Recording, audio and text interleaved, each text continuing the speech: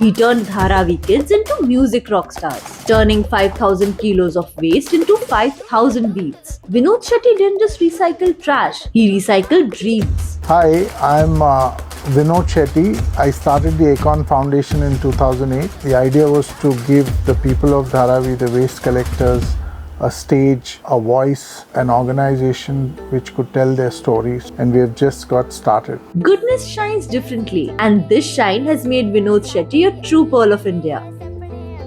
Growing up in Mumbai, Vinod saw kids working tirelessly as rack pickers, unprotected, unseen. He couldn't change the past, but their future still had a chance. So he gathered a few children in Dharavi and gave them discarded plastic bottles and cans and showed them that even waste could make music. No fancy instruments, no big stage, just a belief that every child deserves a rhythm, a voice, a purpose. When we started the Acorn Foundation, like any other organization or an NGO which does not have government support or the blessings of any godfather or any political party, the struggle is always very hard. What began with a handful of kids grew into Dharavi Rocks, a band of hundreds, performing on stages across India and beyond. But Vinod's vision didn't stop at music. At Acorn, children attended informal classrooms, learning English, computer and life skills. Adolescents access health camps, menstrual hygiene programs and nutrition support, while youth explores robotics, 3D printing and creative arts in innovation labs. Every initiative is designed to turn a struggle into opportunity and slums into spaces of learning and dignity.